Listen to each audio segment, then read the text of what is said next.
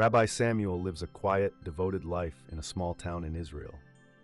As a respected leader in his community, his days revolve around the synagogue, prayer, and the study of ancient texts. A man of routine, he follows the laws and traditions of his Jewish faith without question.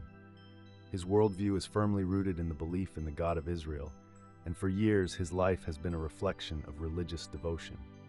But everything changes one ordinary day when Rabbi Samuel experiences something he could never have imagined. While walking home from the synagogue, he suddenly collapses, his chest tightening with excruciating pain. He falls unconscious, and in that moment, he crosses the threshold between life and death. As he enters the afterlife, a surprising encounter awaits him, an encounter with Jesus Christ. In the presence of a light so overwhelming that it fills every corner of his being, Rabbi Samuel finds himself face to face with the very figure he had only known from the teachings of others.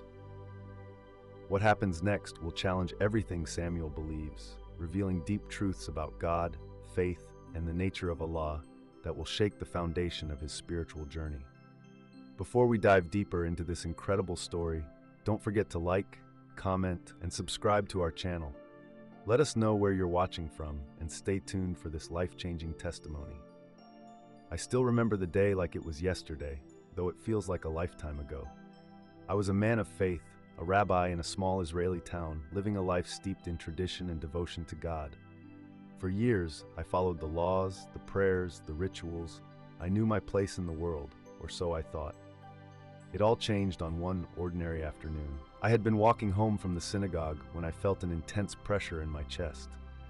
I remember stopping for a moment, trying to catch my breath. I thought it was just fatigue, but then the pain grew sharper. Everything around me became distant, like I was sinking into darkness. The next thing I knew, I was no longer in my body. It wasn't like anything I had ever imagined. There was no tunnel, no bright light at first, no comforting angels. Instead, it was a vast emptiness. I felt as if I was suspended in the middle of nothingness, unable to move or speak. The weight of this nothingness was overwhelming. But then a light began to appear before me. It wasn't a mere light, it was a presence, a warmth, a knowing that filled the space with a profound sense of peace. I wanted to understand it, to grasp what was happening, but I was overwhelmed with fear. Could it be? Was I really dead? 1,000 thoughts raced through my mind. I had lived my life by the Torah, adhered strictly to the teachings of our faith. But now I was standing in front of someone, that didn't fit the picture I had painted for my whole life. As the light drew closer, I saw a figure emerge from it. It wasn't an angel or some unknown being. No, it was a man, one I instantly recognized, though I could hardly believe my eyes. It was Jesus Christ. I couldn't understand what was happening. How could this be? I had spent my entire life revering the teachings of Moses, believing in one God, Yahweh. The very thought of Jesus, a figure rejected by my people, was difficult to even contemplate. But here he was, standing before me, his presence so overwhelming I felt I might collapse under its weight. I wanted to ask him so many questions, to challenge him, to demand answers for all the confusion that flooded my heart. But before I could speak, he gently raised his hand as if to calm me, and then he said something that would haunt me for the rest of my life. Your faith in God is not wrong, but it is incomplete. There is more for you to see, more for you to understand. I couldn't comprehend his words. My mind screamed, how could this be? How could the man who had been crucified, rejected by my people, stand before me now, claiming to have answers to questions I had never dared ask? I wanted to deny it, to resist the truth. But deep within me, a part of me knew something was shifting. The moment he spoke, I felt a warmth I had never felt before, a peace that swept over me, disarming all my doubts. It wasn't what I expected. I had expected something that fit into the structure of my faith, something familiar. But this felt like a revelation that went beyond anything I had ever learned or believed. In that moment, I knew I couldn't go back to the life I had known. I couldn't simply continue walking the path I had always walked without facing the truth that now stood before me. But I was scared of what this meant for my beliefs, for my identity, for my community. How could I explain what was happening? How could I reconcile this experience with the God I had known all my life? After I woke up in the hospital, I couldn't shake the feeling that something inside me had fundamentally shifted. The experience, what I had felt, what I had seen, kept replaying in my mind. My body was physically alive, but something in my spirit felt different, changed. How could I possibly go back to life as usual after encountering something so profound? I had always considered myself a faithful man, a rabbi devoted to the God of Israel. I had preached about him, studied his word, and followed his commandments without question. Yet, after what I had experienced, I was left with a flood of doubts. Who was this Jesus, really? Why was he speaking to me, and why did I feel a deep sense of peace when he did? At first, I thought I must have imagined it. My mind was playing tricks on me, perhaps the result of a traumatic event, but the truth wouldn't leave me. It felt as though Jesus had spoken directly to my soul. Your faith in God is not wrong, but it is incomplete, he had said. What did that mean? What was he trying to show me that I hadn't already seen in my years of study? I tried to ignore it, to go back to the routines that had grounded me for so long. I threw myself into my work at the synagogue, focusing on prayer and the study of the Torah. But no matter how much I tried, I couldn't stop thinking about the encounter. Each time I prayed, I felt a stirring in my heart that grew more intense, urging me to understand more, to look deeper. The change didn't just affect me. I started noticing the subtle shifts in my relationships with those closest to me. My wife, Miriam, could tell something was different. She noticed the quietness in my voice, the uncertainty in my eyes. When I tried to explain to her what I had experienced, she listened intently, but I saw the doubt in her expression. "Samuel, are you sure you're feeling well? Maybe you should rest a bit more," she suggested one evening after I had shared my confusion. She didn't understand. How could she? She hadn't experienced what I had. But I felt torn. On one hand, I wanted to believe her, to go back to the life I had known. On the other, I couldn't deny the truth of what had happened. I felt pulled in two directions, one tethered to my past beliefs, and the other to this new understanding that was beginning to form within me. Then there was my community. The other rabbis and the leaders of the synagogue were noticing the change in me too. They could see I was no longer the same. They asked me questions about my sermons, my teachings, and I felt unworthy to answer. How could I teach with authority when everything I had believed in was now in question? How could I continue to speak about the God I knew if I wasn't even sure of everything anymore? One afternoon, I sat with my closest friend, Lila, who had been my confidant for years. He had been a support for me during the more difficult times in my life. But now, as I tried to explain to him the things I had seen, I noticed the skepticism in his eyes. "Samuel, what are you saying? Are you suggesting that everything we've believed in is wrong?" His voice trembled with concern. I could see the fear in his eyes, the fear of losing me, of losing our shared faith. It was clear he didn't know how to process what I was telling him. I didn't know how to process it myself. But despite the tension, there was something undeniable stirring in me. A voice, a pull, telling me that this journey I was on, though terrifying and disorienting, was leading me somewhere I had to go. I couldn't turn back, but at the same time, I didn't know how to move forward. The conflict within me grew louder with each passing day. The man I had been, the man my family and my community knew, was slipping away, and in his place, a man who questioned everything was rising. Someone searching for answers that no one around me seemed willing to look for. It was a quiet night when it all changed. I had spent the day in the synagogue, alone, pacing, reading, and praying for some sort of clarity. But the more I sought understanding, the more confused I became. My thoughts felt like they were trapped in a maze, and no matter how hard I tried, I couldn't find my way out. The experience with Jesus had unsettled me to my core, and yet, it also stirred something deep inside, a longing perhaps for a truth I had never known. That evening, as I sat in my study, the flicker of the candlelight casting shadows across the walls, I closed my eyes and prayed earnestly. I asked God, "Show me the truth, reveal what I need to understand." I wanted to believe that the answer could be simple, that my faith in God could be enough. But as I sat there, a strange sensation washed over me, one I had never felt before. The air seemed to hum with energy, and I could hear a faint voice, not from outside, but from within me. At first, I thought it was my mind playing tricks, but the voice grew clearer. It was as if someone was speaking directly to my soul. "You are not alone, Samuel. You seek me, and I am here." I felt a warmth surge through my chest, a warmth so deep and consuming that I gasped. This was no ordinary experience. It was as though the very essence of God was reaching out to me. And then it happened. The voice continued, this time with an overwhelming sense of urgency. "What you have believed about Allah is a reflection of my will, but you must see deeper. The truth about me transcends all names, all forms. You have misunderstood the nature of the one you call God. Jesus, the Christ, is not the end of the path, but the beginning. The one who came before you and your people is connected to the one who is." My heart raced. This couldn't be real. This was impossible. My entire life I had separated Jesus from the God I knew. I had always believed in a single, unchanging God, and now I was hearing that Jesus and Allah were more connected than I could fathom. How could that be? How could the God of Islam, the God of my ancestors, and the Jesus of Christianity be intertwined in a way I could never have imagined? In that moment, I felt as though the ground beneath me was shifting.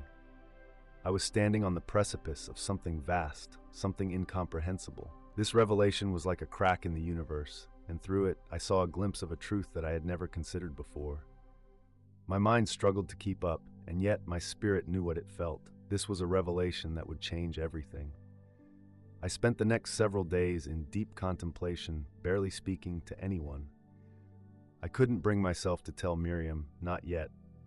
How could I explain this to her when I myself couldn't fully understand what had just been revealed to me? And then the question lingered. If I embraced this truth, what would happen to my faith, to my community, to the life I had built?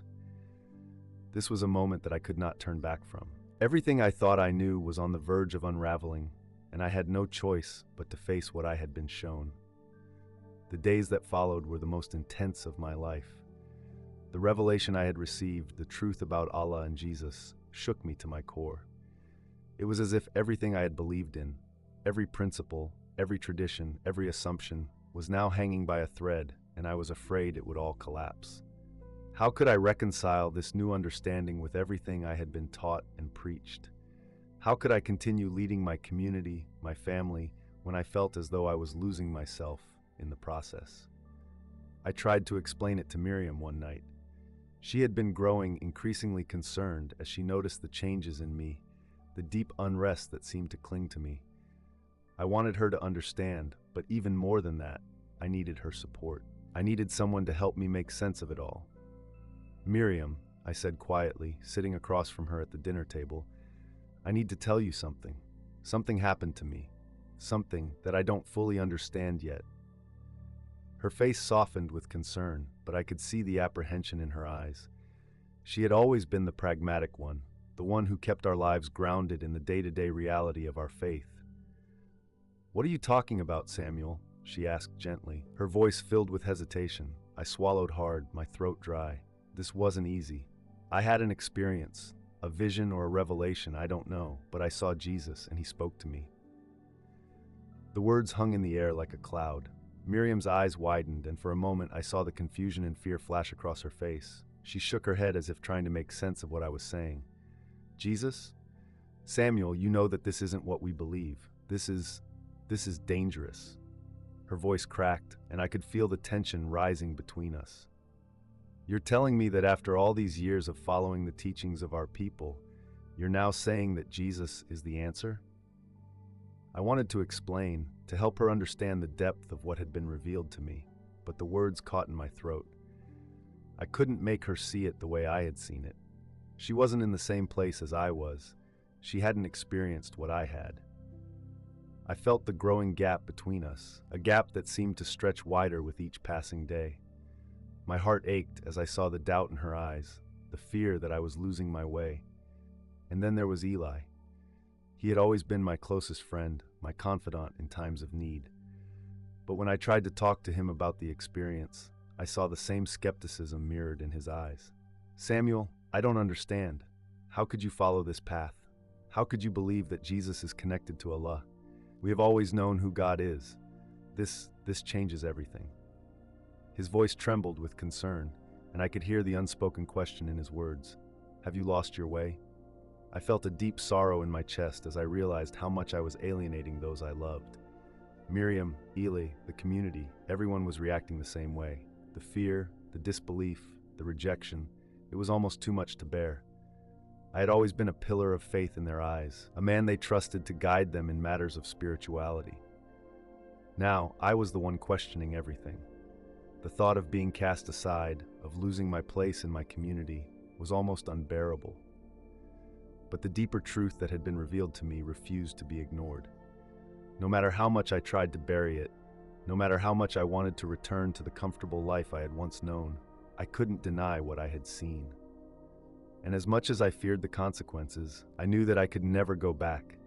The weeks turned into months, and the rift between me and my closest loved ones only grew wider. Miriam became more distant, her concern turning into frustration. Eli withdrew, unable to support me in this journey he couldn't understand. The synagogue's leaders began to question my sermons, my teachings. They saw the change in me, and they feared what it might mean for the future of our community. And yet, in the midst of all the pain, there was a sense of peace that continued to accompany me. A peace that only grew stronger as I pressed deeper into this new understanding. I had to trust that, even if I lost everything, this path was where I was meant to be. As the weeks passed, the weight of my decision became heavier, and the walls of my life seemed to close in around me. I had always prided myself on my unshakable faith, my ability to lead others with confidence and certainty. But now, with every passing day, I felt that confidence slipping away, replaced with the raw reality of my doubts and fears. It was no longer just a matter of my own spiritual journey. My choices were affecting everyone around me. The question was no longer just about my beliefs, but how my beliefs were starting to tear apart the fabric of my relationships and my life. Miriam's silence was growing colder, and I could feel the distance between us widening. We had always been close, but now we were like two strangers living in the same house. She no longer shared in my thoughts, my confusion, or my search for answers. Every attempt I made to explain my new understanding only seemed to push her further away. I tried to reassure her, to promise that I wasn't abandoning our faith, but no matter how much I tried to make her see it, she couldn't. And I couldn't make her understand. How could I, when I was still struggling to understand it myself? There were moments when I would catch her watching me, her eyes filled with a mixture of sadness and worry. I could feel her heart breaking, but there was nothing I could do. I wanted to tell her that I wasn't lost, that this was part of the path I had to walk, but I couldn't find the words that could bridge the gap between us.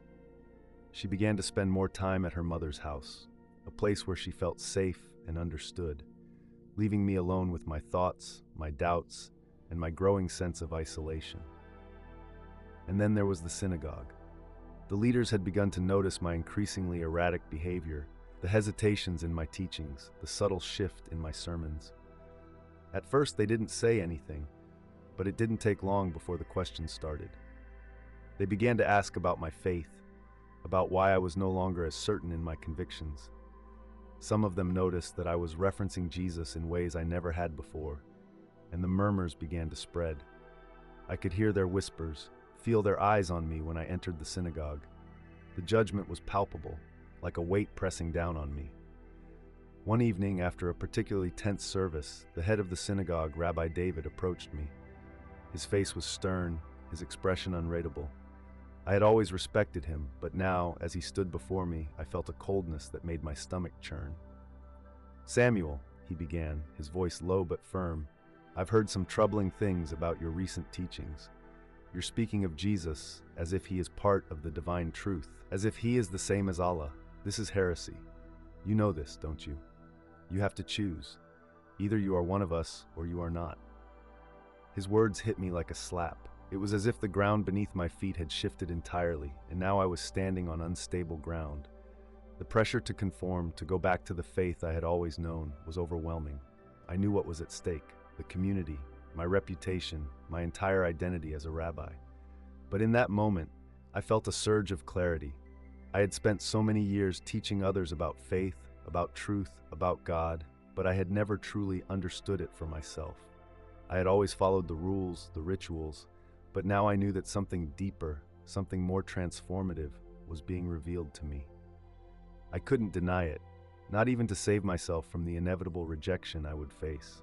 "What if my truth is different now?" I said, my voice steady despite the turmoil inside. "What if I have to walk a different path to find God?" Rabbi David's eyes darkened, and he stepped back, as if I had just told him I was about to walk into a fire. He didn't speak. He didn't need to. The weight of his disapproval was enough. As I left the synagogue that evening, the full weight of my decision hit me. I wasn't just questioning my faith. I was questioning everything I had built my life upon. The relationships, the community, the respect, everything I had known and worked for was now in jeopardy. But strangely, I felt more certain than ever before that I was on the right path. Even though the road ahead was uncertain and fraught with rejection, I knew I couldn't turn back. The struggle within me deepened. Was this the cost of truth?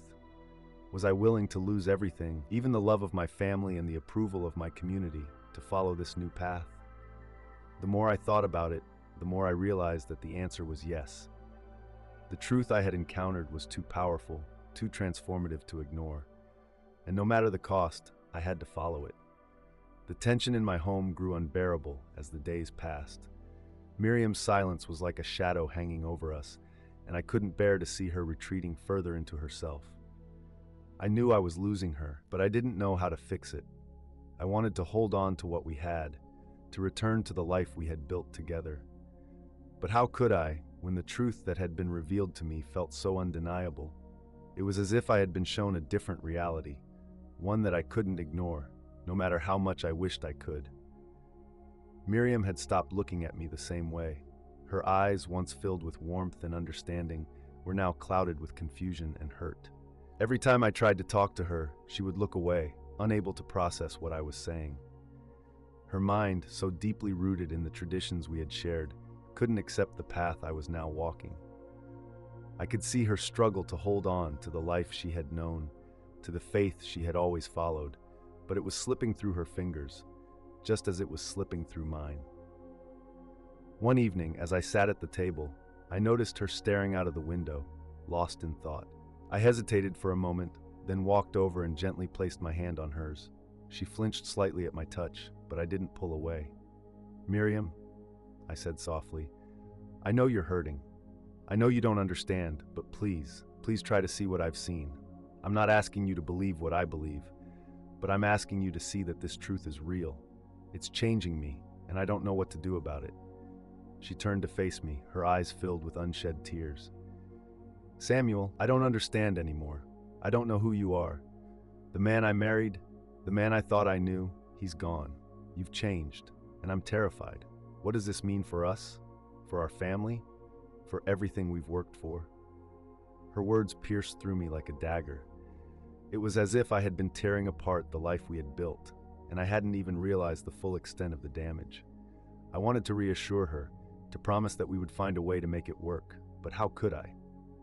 The truth I was discovering was not something I could simply set aside. It was reshaping me, just as it was reshaping my understanding of God, of Jesus, of everything. "I haven't changed, Miriam," I said quietly. "I've just seen something new, something that I can't deny. I can't explain it all to you, not yet, but please, don't leave me. Don't turn away from me now." But she did. In that moment, she stood up from the table, her face hardening with a mixture of pain and resolve. "I don't know who you are anymore, Samuel. I don't know how to live with someone who is becoming someone else. Maybe it's time I go to my mother's again. I need time to think." I watched as she gathered her things and left without another word. The door closed behind her with a finality that echoed in my heart. In that moment, I knew that I had lost her. The thought of living without her was unbearable, but I also knew that I couldn't let go of what I had been shown, not for anyone, not even for her. The next few days felt like an endless blur. I couldn't concentrate. I couldn't sleep. My mind was consumed by the internal war between the life I had left behind and the one that was unfolding before me. Miriam, the synagogue, my family, everything felt like it was slipping away, and yet I couldn't ignore the pull of the truth I had discovered. I began to feel more and more isolated, as if I were walking a lonely road with no one by my side. The weight of this journey was becoming too much to bear. Eli, my lifelong friend, tried to reach out to me several times, but every conversation felt strained. He didn't understand, and I could see the growing concern in his eyes.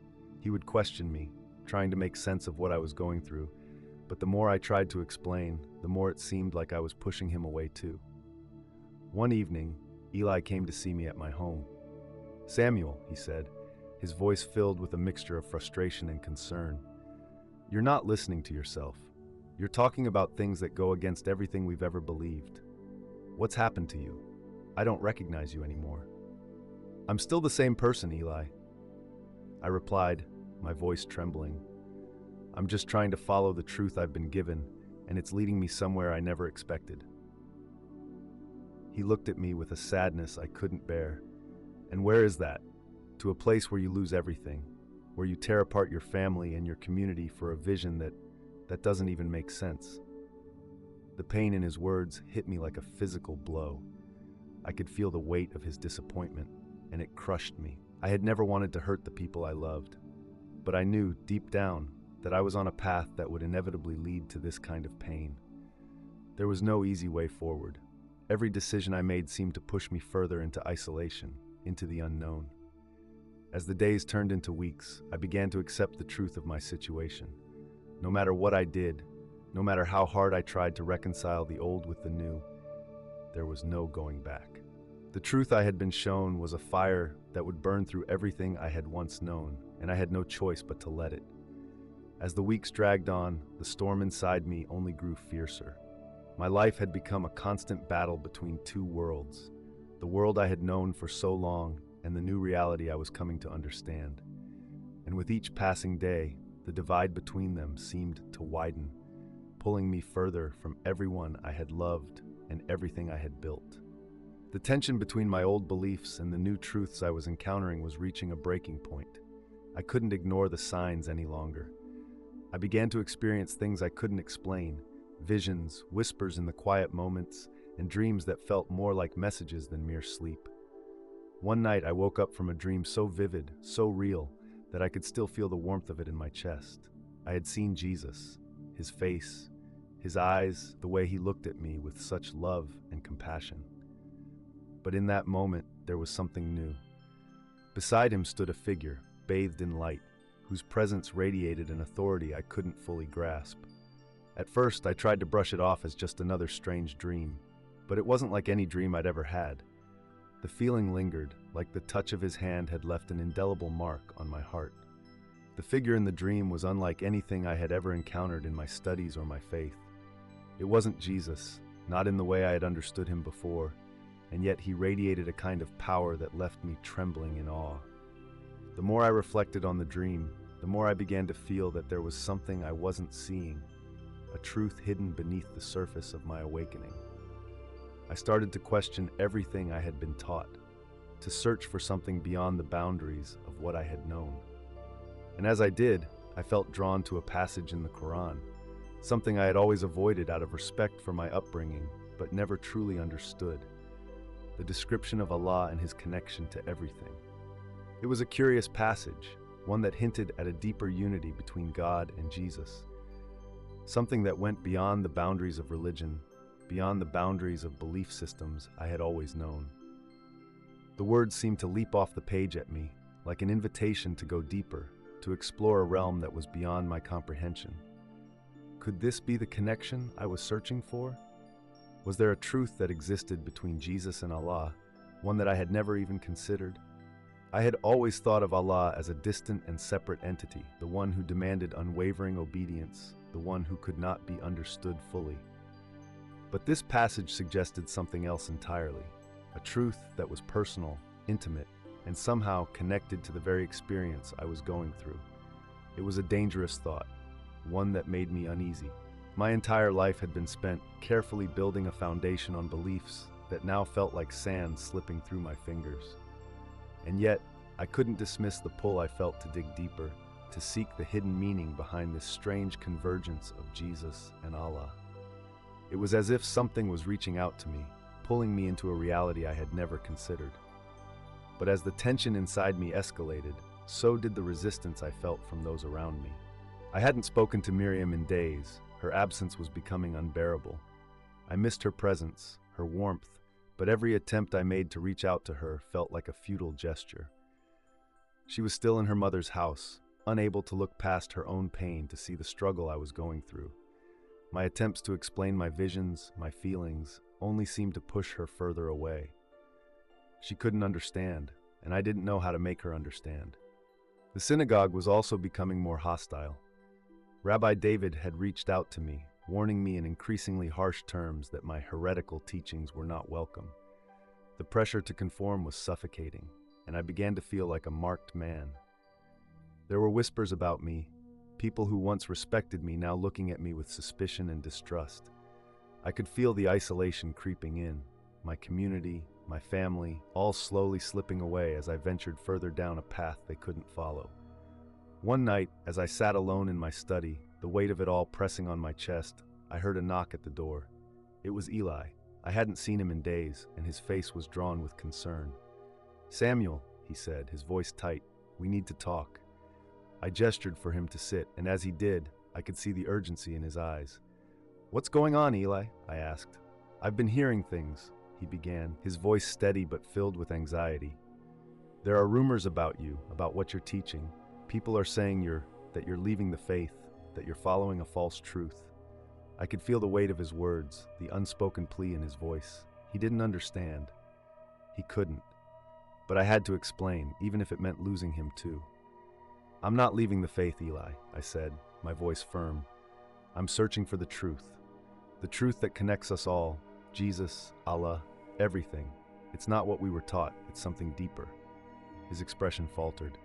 "This isn't just a phase, Samuel. This isn't something you can walk away from. You'll lose everything. You've already lost so much. Is this really worth it?" I felt a sharp pain in my chest. I wasn't ready to lose Eli too, but at the same time, I knew there was no turning back now. This truth had consumed me, and it wasn't something I could simply ignore. Eli stood up, shaking his head in disbelief. "I can't be a part of this, Samuel. I can't watch you destroy yourself over something I know isn't right. I'm sorry." And with that, he left. The final blow was dealt, and I was left to face the consequences of my choices. But inside, a part of me still clung to the truth that was unfolding, no matter the cost. As the days dragged on, the weight of my choices began to feel suffocating. My mind, once so sure of the path ahead, now swirled with doubt and regret. It wasn't just the separation from Miriam, the loss of Eli, or the increasing alienation from my community. It was the deep, gnawing sense that I was standing on the precipice of something vast and terrifying. What if I was wrong? What if this truth I had been shown was a lie? These questions circled in my mind, and I found it harder to hold on to the conviction that had once fueled my journey. Despite the pain, I couldn't stop myself from diving deeper. Every night I pored over texts, both Christian and Islamic, and sought out teachings, sermons, and even obscure philosophical works. There was a strange sense of peace in these moments, as though the search for understanding was the only thing that kept me tethered to a sense of purpose. I felt like a wanderer, lost in a desert, and yet the desert held secrets that I couldn't yet fully grasp. One evening, while I was lost in a book, there came a knock at the door. To my surprise, it was Miriam. She looked tired, her face pale, her eyes still carrying the weight of everything that had transpired. I had hoped for this moment, yet part of me feared it. When I invited her in, she didn't say anything at first, just sat down across from me, as though unsure of where to begin. "I've been thinking," she finally said, her voice trembling slightly, "about what you've said, about the truth you've found. And I don't understand it, Samuel. I don't know what's happening to you, but I can't keep pretending that I don't feel something shifting." I held my breath, my heart racing. For the first time in what felt like forever, Miriam seemed willing to engage with me on the same plane, on the same path. Her words, tentative as they were, opened a door I hadn't dared to hope for. "I don't want to lose you," I said quietly. "I can't make you see what I've seen, but I need you to know it's real. The love I've found, the peace, it's beyond what I ever understood before." She nodded, her lips pressed tightly together as if weighing her response. I can't follow you down this road, Samuel. I can't follow you to a place where I'm not sure of the foundation, but I think I can listen. I think I can try to understand.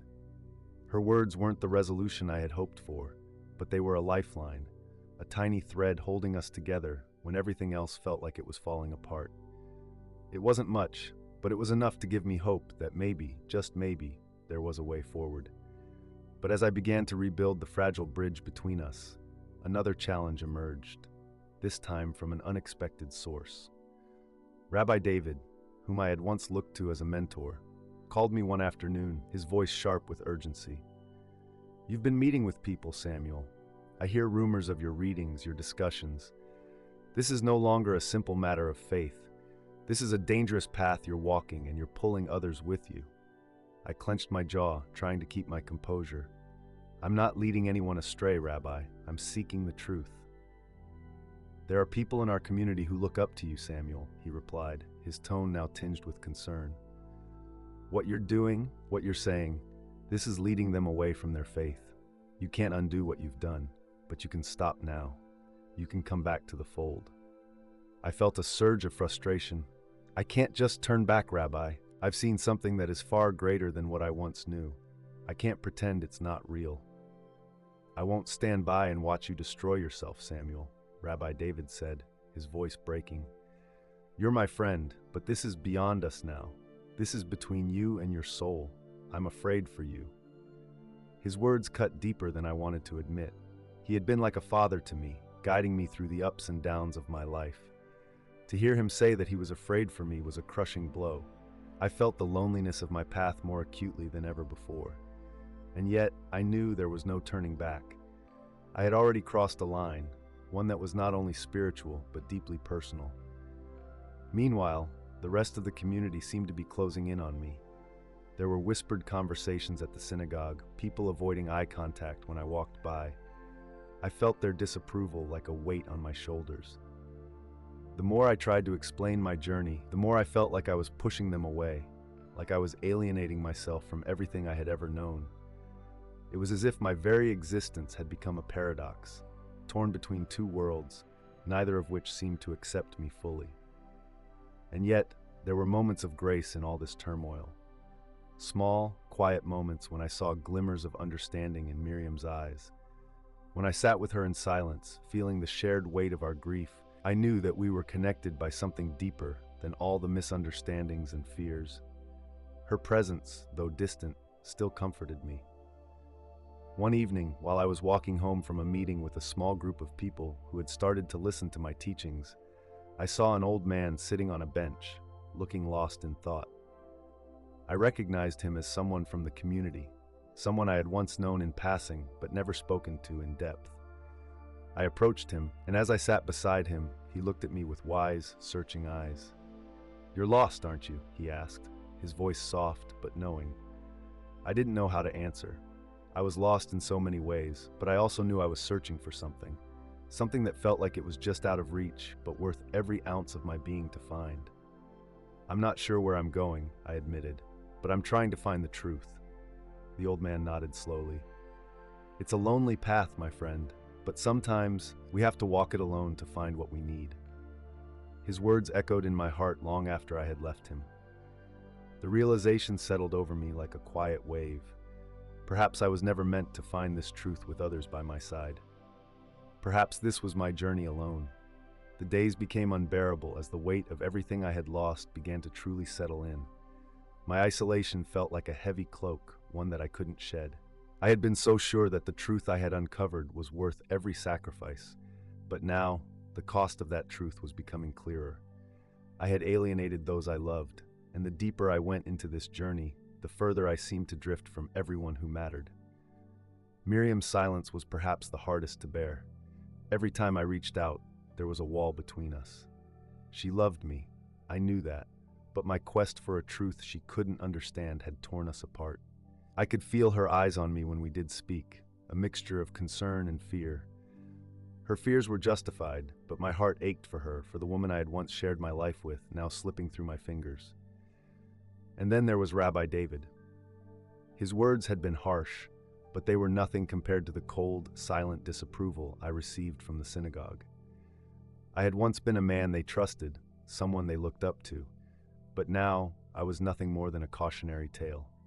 They saw me as a threat to their faith, to the community we had built together. I had always believed that faith was meant to be a living thing, something that evolved and grew. But for them, faith was an anchor, a certainty that I was challenging, threatening to pull everything they held dear into uncertainty. The deeper I fell into my newfound convictions, the more I felt the pull of something undeniable. But the question loomed, was it worth it? Was this truth, this new understanding of God and Jesus and Allah, worth everything I was losing? Then came the moment that shattered everything I thought I knew. It happened in the quiet of my home, just after dinner. I was sitting at my desk, reading through an ancient manuscript when the doorbell rang. My heart skipped a beat as I stood up to answer it, expecting to find either Miriam or a member of the community wanting to confront me once again. But when I opened the door, it wasn't Miriam standing there. It was a stranger. She was tall, with dark, flowing hair and eyes that held a depth I couldn't place. There was a calmness about her that I couldn't describe, and yet, the moment she looked at me, I felt an overwhelming sense of recognition, like I had known her for a lifetime. "I've been looking for you," she said quietly, her voice calm but filled with urgency. "There's something you need to know." I stood frozen, unsure of how to respond. "Who are you?" "My name is Lila," she replied, "and I have been sent to show you the truth." Confusion washed over me, and a sense of dread began to settle in my stomach. "The truth? What do you mean?" "I know the path you've been walking," she said, stepping closer, her eyes never leaving mine. "I know the questions you've been asking. The answers are not what you think they are, but they're closer than you realize." Layla's words struck me like lightning.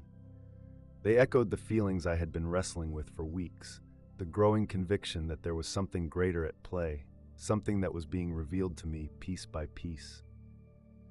"But I've seen things," I whispered, the words tumbling out before I could stop them. "I've seen visions, I've heard things. Jesus, Allah, there's a connection. It's all connected, but I don't understand it. I don't know how to make sense of it." Layla nodded slowly, as if she had been waiting for me to say those exact words. "You're on the right path," she said gently. "But you've only scratched the surface. The truth you seek is bigger than you could ever imagine. It will break you and remake you, but it is the only way forward." Her words were like a spark in the darkness, but with it came a sense of dread. What if this was a trick? What if I was being led further astray? "But what is it?" I demanded, my voice shaking with emotion. "What truth? What am I supposed to do?" Layla looked at me for a long moment, and then in a voice that seemed to resonate in the very core of my being, she said, "The truth is that Jesus is not separate from Allah. They are one, united, and the only way to truly know God is through Him. You've been seeking the wrong thing, Samuel. It's time to seek the one truth that binds everything together." The words hit me like a tidal wave, washing away every fear, every doubt, every hesitation. I felt my heart racing as the weight of what she was saying settled over me. My body went numb, my mind struggling to keep up with the depth of her words. I had believed I understood the relationship between God and Jesus, but what she was saying turned everything I thought I knew on its head. "Jesus and Allah are one?" I asked, my voice barely a whisper. Layla nodded. "Yes, the truth you seek is not just a theological concept, it's a spiritual revelation.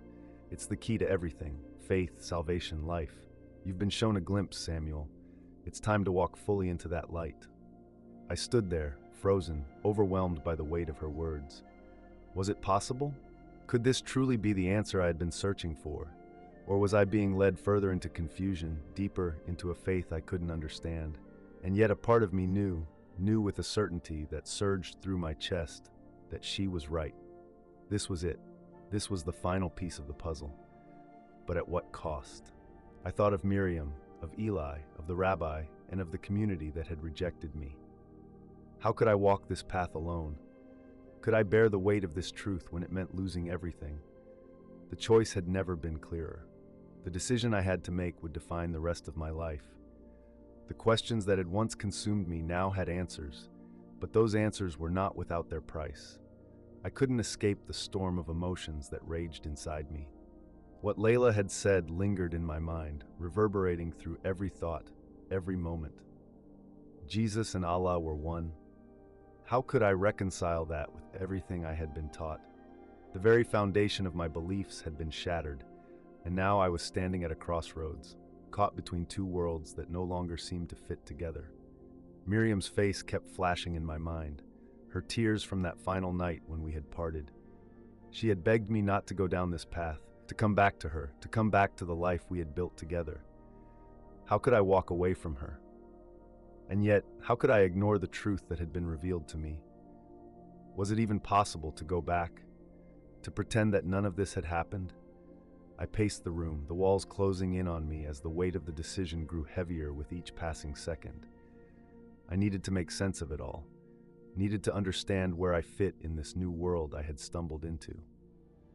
And I needed to do it soon, before it all consumed me. But just as I was about to sink deeper into my own turmoil, I received another call.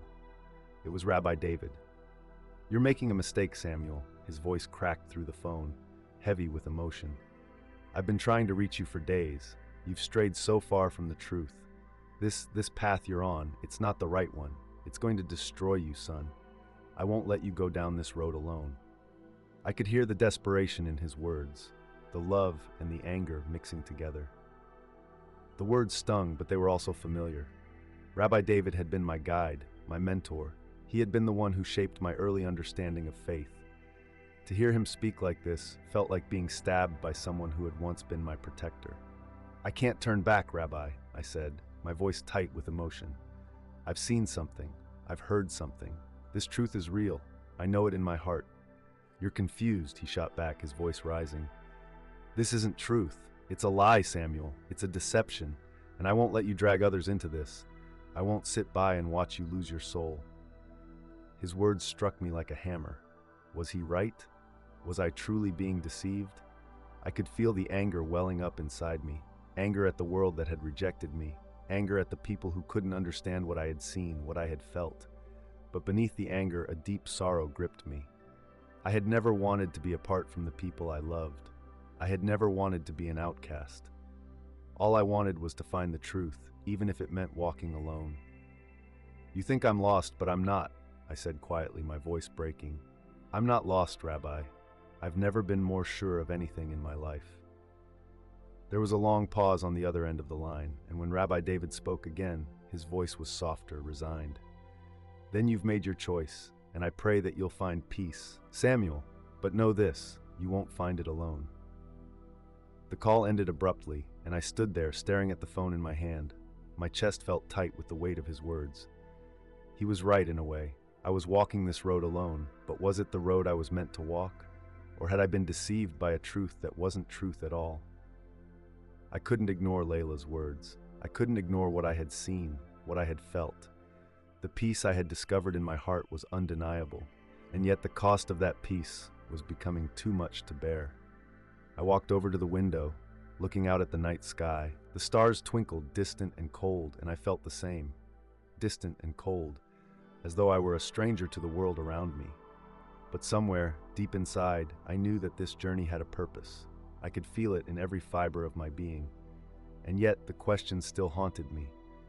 Could I truly reconcile what I had learned with the life I had left behind? Was this new truth big enough to encompass the people I loved, the faith that had once defined me, and the future I wanted to build? The truth, whatever it was pulling me forward. I couldn't stop it. But what would be left of me once I reached the end? I couldn't run anymore. The tension inside me had reached a breaking point, and I could feel the storm of emotions threatening to tear me apart. The truth I had been seeking was now undeniable, but the price of that truth was overwhelming. I had lost my wife, my community had rejected me. The rabbi, my mentor, my friend had condemned me. Every relationship I had known, every connection I had once taken for granted, was now hanging by a thread. But still, the truth called to me. I had seen it clearly in that moment with Lila. It was as if my soul had been touched by something greater than myself, something beyond my understanding, beyond the world I had once known. Jesus and Allah were one.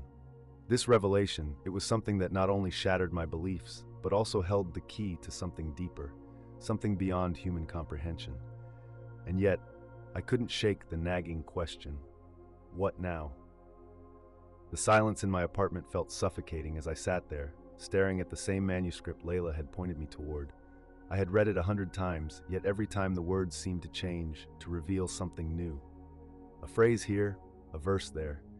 It all seemed connected, woven into the fabric of something much larger than I could grasp. But my mind was a battlefield. On one side was the man I had once been, the man who had followed the rules, who had believed in a clear separation between faiths, between religions. On the other side was the new man, someone who had glimpsed a deeper truth, who now believed that Jesus was not merely a prophet, not merely a son of God, but that he was also in perfect unity with Allah, the one who had revealed himself to the world through a different path. I felt as though I were being torn in two directions. Part of me wanted to run away, to go back to the safety of the life I had once known, the life where everything made sense, where I wasn't questioned or ridiculed. But another part of me, something far deeper, something that came from the very core of my being, knew that I couldn't go back. I had been given a glimpse of the truth, and that truth was more important than any comfort, any sense of belonging I had ever known. But the tension wasn't just internal. I could feel it all around me. It was as if the world itself were closing in on me, demanding that I make a decision, demanding that I take action. Then one night, as I sat in the quiet of my apartment, I heard a knock at the door. I froze. It was late, and I wasn't expecting anyone. With trepidation, I got up to answer, wondering if it would be Miriam or perhaps another member of the community, come to confront me once again. But when I opened the door, I was shocked to find Rabbi David standing there, his face weary, his eyes filled with a mixture of sorrow and determination. "I had to come," he said, his voice low but steady. "I couldn't let you keep walking down this path without trying to understand." His words caught me off guard. I had expected him to be angry, to condemn me further, but instead, there was a deep sadness in his eyes, an understanding that seemed to have been born from the very conflict that had torn us apart. "I've seen what you've been struggling with," he continued, stepping into the room without waiting for an invitation. "I know you've had a revelation, but Samuel, you need to understand that this idea that Jesus and Allah are the same, it's dangerous. It's going to destroy you, and I won't stand by and let that happen." I felt my pulse quicken, the tension rising again. This was it, the confrontation I had been dreading. Rabbi David, the man who had once been my spiritual guide, was now standing before me, the man who had the power to undo everything I had learned, everything I had come to believe. He was offering me a choice, but the question that echoed in my mind was simple. Could I deny the truth I had discovered? Could I turn away from this path, even if it meant saving the relationships I still held dear? "I can't go back," I said, my voice shaking, though I felt a sense of certainty inside me that I had never known before. "This is the truth, Rabbi. This is the truth that God has shown me." He shook his head, his face tightening with frustration. "It's not the truth, Samuel. It's a lie. You've been deceived. And I can't just watch you walk down this path alone. I won't." I swallowed hard, feeling the walls close in around me. The weight of his words, the weight of the decision felt suffocating. I knew that this moment would define the rest of my life. The road before me was full of uncertainty and pain, but it was also full of promise. I knew what I had to do, but the thought of losing everything, the life I had known, the people I loved, was almost too much to bear. I took a deep breath, my hand trembling as I looked at Rabbi David. "I have to follow this path, even if it costs me everything," I said softly. "I have to trust in the truth I've seen. It's the only way forward." His face hardened, but there was a flicker of understanding in his eyes. He didn't agree, but I could see that he knew this was my decision, not his to make. With one last long look, he turned and walked out the door, leaving me alone once again. As I stood there, my heart pounding, the reality of the choice I had made sank in. There was no turning back now. This was the beginning of the end of one life and the start of another. The path ahead would not be easy, and I would face rejection, loneliness, and even persecution. But in my soul, I knew one thing with absolute certainty. This was the truth, and I had to walk it. The moment I had been dreading, the moment I had tried to avoid, had finally come. The weight of the decision I had made was now pressing on me with an intensity I couldn't escape. I had chosen this path, this truth, and with every step, the consequences grew heavier. It felt like the walls were closing in on me, as if the whole world was watching, waiting to see if I would falter. I had spent days in turmoil, replaying my decision over and over in my mind. I had questioned myself, doubted my path, and wondered if I had been deceived. But then I would remember the experience, the moment I had seen, the feeling that had washed over me. It was more real than anything I had ever known. Jesus and Allah were one. The unity of the divine transcended all the borders I had once believed in. But still, the pain of loss gnawed at me. Miriam had left. My friends, the ones I had known for years, now saw me as a traitor. Rabbi David had cut me off completely. There was no one left. I was alone. The truth had brought me closer to God, but it had distanced me from everything I had known. I had made my decision, but now the question lingered. Could I live with it? It was late one evening, just as the city was settling into the quiet of the night, when I received a message that made my heart race. It was from Lila. "Samuel, I need to see you. There's something important we need to talk about. Come to the park now." My heart thudded in my chest. I hadn't seen Lila in weeks, but her words sent a surge of adrenaline through me. I quickly grabbed my coat and rushed out the door, the cold night air biting at my skin as I made my way to the park. When I arrived, I found her standing by the fountain, her face illuminated by the soft glow of the streetlights. She was waiting for me. As I approached, she turned to face me, her expression unreadable. "I didn't know if I should contact you," she began, her voice quieter than usual. "But I've been thinking a lot about everything, about what you've said, about Jesus and Allah." I stood there, silent, waiting for her to continue. Layla's eyes searched mine, as if weighing the decision she was about to make. Then she took a deep breath and spoke again. "I was wrong, Samuel," she said, her voice trembling.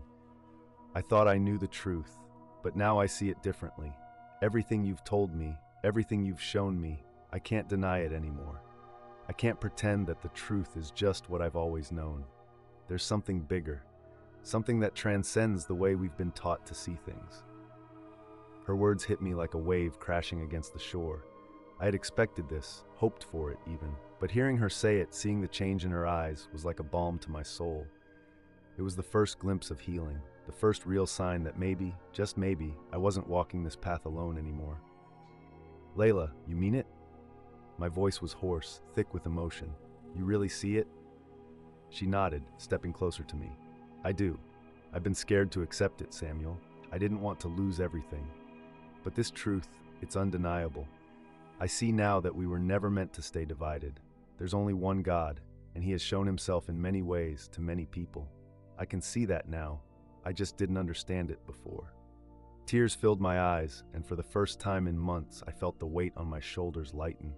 The pain, the isolation, the loneliness. Suddenly, it all seemed worth it. Because Layla, the one person who had meant so much to me, was standing here with me on this journey. "I don't know what this means for us," I said softly, still struggling to believe the words that were coming out of my mouth. "But I know that I don't want to be alone in this anymore." She reached out, taking my hand in hers, her grip firm and warm. "You won't be alone. We'll figure it out together." In that moment, something shifted deep within me. The path that had once felt so lonely, so fraught with uncertainty, now felt like a journey shared. Layla had come to the same understanding, and together we would walk this new road. But it wasn't just Layla's words that gave me peace. It was the sense that God was with us, that despite all the struggles, all the rejection, He was still guiding us. The unity of Jesus and Allah, the truth that had been revealed to me, was not something to be feared or hidden. It was something to be embraced, something to be shared. I felt a sense of peace wash over me, a peace that was stronger than any fear I had ever known. The world may not understand, but that was no longer my concern. I had found the truth, and I would live by it, regardless of the consequences. As I stood there with Layla, my hand in hers, the world felt different. The tension that had been building up inside me for so long had finally reached its peak, and in that moment, I knew this was the beginning of something new. The days after that night with Lila felt surreal, almost as if the world had shifted beneath my feet, yet I was standing on more solid ground than ever before. Everything I had known, the faith, the teachings, the comfort of the familiar, was now distant, yet strangely unimportant. I had found something far more profound, truth. Looking back, I could see how my journey had led me to this point. The years of questioning, the moments of despair, the rejection from the people I loved, it had all been part of the process. Each step, each loss, each breakthrough had shaped me, molded me into someone who now saw the world differently. And as painful as the transformation had been, it was worth it. Because now I was free. I had been reborn, not in the way I had expected, but in a way that felt far more real. My belief in God, in the unity of Jesus and Allah, was not a passing conviction. It was a foundation that had been laid deep within me. I no longer feared what others thought, no longer dreaded the judgment of those who didn't understand. But there was still so much work to be done. Lila and I had found common ground, but we knew that the road ahead would not be easy. There were still those who would never accept what we believed. There were still people in my life who saw me as a traitor, as someone who had abandoned the faith. And yet none of that mattered now. What mattered was the peace I had found in the truth. What mattered was the relationship I now had with God, a relationship that transcended all the barriers I had once put up. I still thought of Miriam, of the family and friends I had lost. But rather than anger or sadness, I felt compassion. I knew that they were where I had once been, trapped in their own beliefs, unable to see beyond the walls they had built. I could only pray that they too would someday come to the same realization, that they would see the unity of God as I had. And if they didn't, I knew that I could not force it. In the quiet of my apartment, I often found myself reflecting on the journey that had brought me here. How many times had I prayed for guidance, for answers? How many times had I stood at a crossroads, not knowing which way to go? But now, there was no uncertainty. I had been given the answers, and now my life had purpose. My transformation was not just about my beliefs, it was about my entire worldview. It was about understanding that God's love and truth were not limited to one path, one religion, or one way of thinking. It was about the realization that God had shown himself to the world in many forms, through many people, and that the message of love and unity was far greater than any division. As I sat on the edge of my bed one night, I reflected on all that had happened, on my journey, on the pain, and on the peace that had come with embracing this new truth. I knew I had to share it with others, to spread the message that had so radically changed my life. I couldn't keep it to myself any longer. And so I started speaking. I reached out to others who were searching, others who had questions like I once had. I shared my story with anyone who would listen. It wasn't easy, and I still faced rejection, but I had peace. I knew that I had made the right choice, and that nothing, no judgment, no rejection could take away the truth I had found. This journey, this transformation was not the end. It was just the beginning. The beginning of a new chapter in my life, one where I would continue to seek, continue to learn, and continue to grow in the love and truth of God. If my story has resonated with you, I invite you to reflect on your own beliefs, on your own journey. We all go through moments of doubt and struggle, but it is through those moments that we come to know the truth more deeply. I encourage you to keep seeking, to never stop asking the hard questions, and to embrace the love and grace that is available to all of us. If this story has touched you, I encourage you to subscribe to the channel, share this video with others who may find hope in it, and comment below to share where you are from. Let's continue this journey together. Thank you for being part of this experience.